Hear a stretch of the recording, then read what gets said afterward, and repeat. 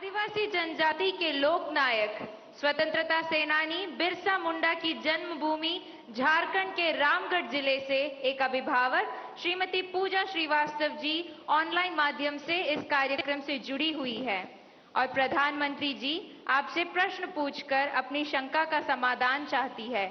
Puja, please ask your question. Namaskar, Honorable Prime Minister Sir. My name is Kumari Pooja Srivastav. I am a parent of Priyanshi Srivastav studying in Sri Guru Nanak Public School, Ramgarh, Jharkhand. Sir, I want to ask that how I can manage my daughter's studies with using social media platform like Instagram, Snapchat, Twitter. Please guide me on this. Thank you, sir. Thank you ma'am. Himachal Pradesh Shivalik पहाड़ियों की तलहटी में स्थित हमीरपुर जिले के TRDAV school Kangu के एक छात्र अभिनव राणा ऑनलाइन माध्यम से जुड़ रहे हैं और प्रधानमंत्री जी आपसे एक प्रश्न पूछना चाहते हैं। अभिनव, कृपया अपना प्रश्न पूछिए।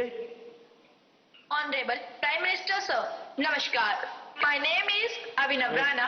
I am a student of TRDAV Public Senior Secondary School, Kangu District, Hamirpur, Himachal Pradesh. Sir, my question is, how can we educate and encourage students to manage exam stress effectively while also harnessing the benefits of mobile technology as a tool for learning rather than letting it become a distraction during crucial study periods? Thank you, sir. Thank you Abhinav. प्रधानमंत्री जी, चंद्रेश जैन, पूजा और अभिनव जैसे अनेक लोग जीवन में social media और technology के बढ़ते दबाव की स्थिति से परेशान हैं। वे सभी तकनीक पर निर्भरता एवं इसके अधिक प्रयोग से होने वाली दुष्प्रभाव से कैसे बचें? कृपया इस विषय में उचित परामर्श प्रदान कीजिए। देखिए, हमारे यहाँ शास्त्रों में भी कहा गया है और सहज जीवन में भी कहा गया, किसी भी चीज का अति किसी का भला नहीं करता है। हर चीज उसका एक मानदंड होना चाहिए, उसके आधार पर होता है। अगर मान लीजिए मां ने बहुत बढ़िया खाना बनाया है, न्यूट्रिशन की दृष्टि से रिच है, टेस्ट आपकी पसंद का है, समय भी खाने का है, लेकिन बस खा रहे हैं, मां परोसती जा रही है। क्या ये संभव है? क्या संभव है? क्या कभी कभी तो आप मां को कहो, नहीं मां बस बहुत हो गया, अब नहीं खा सकता हूं। करते हो कि नहीं करते हो? अपनी प्रिय खाना था, हर प्रकार से न्यूट्रिशन वैल्यू वाला था, वो समय भी ऐसा था, खाने का वक्त था, फिर भी एक स्टेज आ जाता है जब वो खाना आपके लिए तकलीफ कर सकता है, वॉमिटिंग करवाएगा, हेल्थ खराब कर देगा। आपका कितना ही प्रिय खाना आपको रुकना पड़ेगा। रुकना पड़ता कि नहीं रुकना पड़ता? वैसे ही मोबाइल के ऊपर कितना ही प्रिय चीजें, कितनी ही चीजें आती हो, लेकिन कुछ तो समय तय करना पड़ेगा। अगर आप, मैंने देखा है आजकल बहुत से लोगों को जब भी देखो लगे पड़े हैं। आपने देखा होगा, मेरे हाथ में कभी, बहुत रेयर केस में कभी मोबाइल फोन मेरे हाथ में होता है, क्योंकि मुझे मालूम है कि मेरे समय का मुझे सर्वाधिक उपयोग क्या करना है। जबकि मैं ये भी मानता हूं कि इंफॉर्मेशन के लिए मेरे लिए एक बहुत आवश्यक साधन भी है, लेकिन उसका कैसे उपयोग करना, कितना करना, इसका मुझे विवेक होना चाहिए। और ये दोनों जो पेरेंट्स की चिंता है, वो इन दो की नहीं है, हर पेरेंट्स की चिंता है। शायद ही कोई अपवाद होगा जो मां बाप खुद भी दिन भर मोबाइल में अटके रहते होंगे ना, वो भी चाहते होंगे कि बेटा इससे बचे। और आपने देखा होगा, सबसे बड़ी बात, आपके जीवन को बहुत कुंठित कर देता है जी। अगर आप परिवार में देखोगे तो घर के 4 लोग 4 कोने में बैठे हैं, और एक दूसरे को मैसेज फॉरवर्ड करते हैं। उठ करके मोबाइल नहीं दिखाते कि देख मैंने ये आया तुम देखो। क्यों? सीक्रेसी। ये इसके कारण एक बहुत बड़ा अविश्वास पैदा करने में ये भी एक साधन बन गया आजकल। अगर मां ने मोबाइल फोन को हाथ लगा दिया, बस आ गया घर में तूफान। तुम कौन होती मेरे मोबाइल को हाथ लगाने वाली? यही हो जाता है। मैं समझता हूं कि परिवार में कुछ नियम होने, जैसे खाना खाते समय डाइनिंग टेबल पर कोई इलेक्ट्रॉनिक गैजेट नहीं होगा, मतलब नहीं होगा। सब लोग खाना खाते समय गप्पे मारेंगे, बातें करेंगे, खाना खाएंगे। ये हम डिसिप्लिन फॉलो कर सकते हैं। ये घर के अंदर मैंने पहले भी कहा है या दोबारा कहता हूं, नो गैजेट जोन, कि भाई ये कमरे में कोई गैजेट की एंट्री नहीं, हम बैठेंगे, बातें करेंगे, गप्पे मारेंगे। परिवार के अंदर वो ऊष्मा का वातावरण उसके लिए जरूरी है। तीसरा, हमारे खुद के लिए भी अब टेक्नोलॉजी से हम बच नहीं सकते हैं।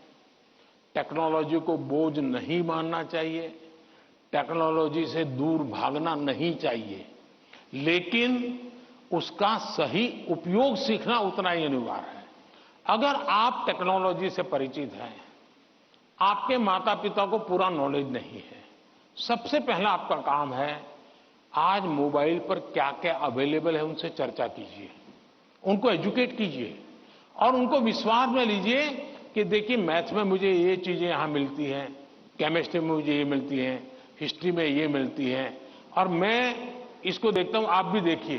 तो वो भी थोड़ी रुचि लेंगे। वरना क्या होगा, हर बार उनको लगता होगा कि मोबाइल मतलब ये दोस्तों के साथ चिपका हुआ है, मोबाइल मतलब रील देख रहा है।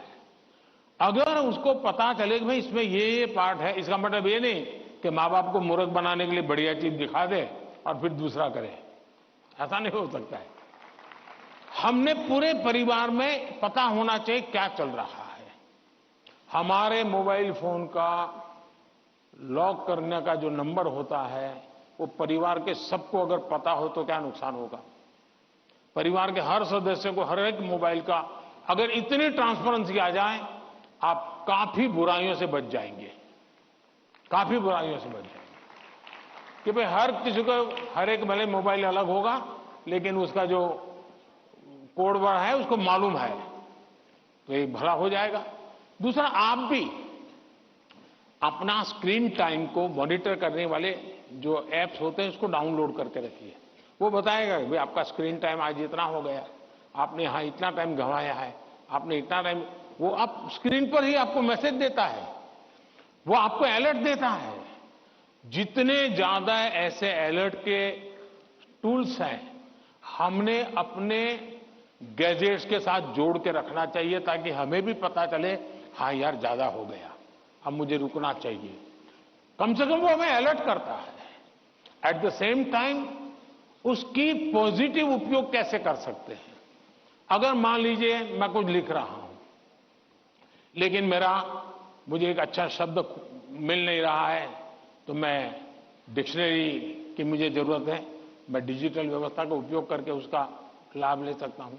मान लीजिए कि मैं कर रहा हूं और मुझे कोई अरिथमेटिक का सूत्र ध्यान नहीं आता है, चलिए मैंने डिजिटल चीज का सपोर्ट सिस्टम ले लिया, पूछ लिया उसको, क्या हुआ, फायदा होगा। लेकिन अगर मैं जानता ही नहीं हूं कि मेरे मोबाइल में क्या ताकत है, तो मैं क्या उपयोग करूंगा।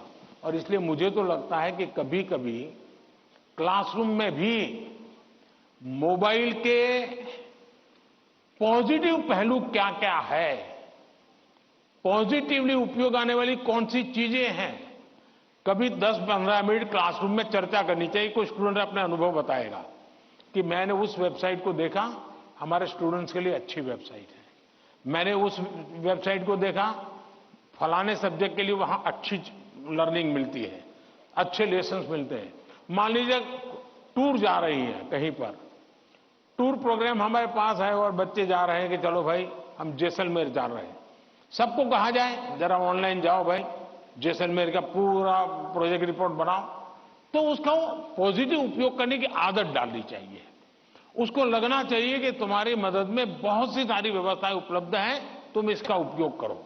जितना ज्यादा सकारात्मकता से आप उपयोग करोगे उतना आपको लाभ होगा। और मेरा आग्रह रहेगा कि हमने उससे दूर भी नहीं भागना है, लेकिन हमने हर चीज का विवेक से और पूरे परिवार में ट्रांसपेरेंसी से, जितनी ज्यादा ट्रांसपेरेंसी आएगी, ऐसे चुप चुप करके देखना पड़ेगा मतलब कुछ गड़बड़ है। जितनी ट्रांसपेरेंसी आएगी उतना लाभ ज्यादा होगा। बहुत बहुत धन्यवाद।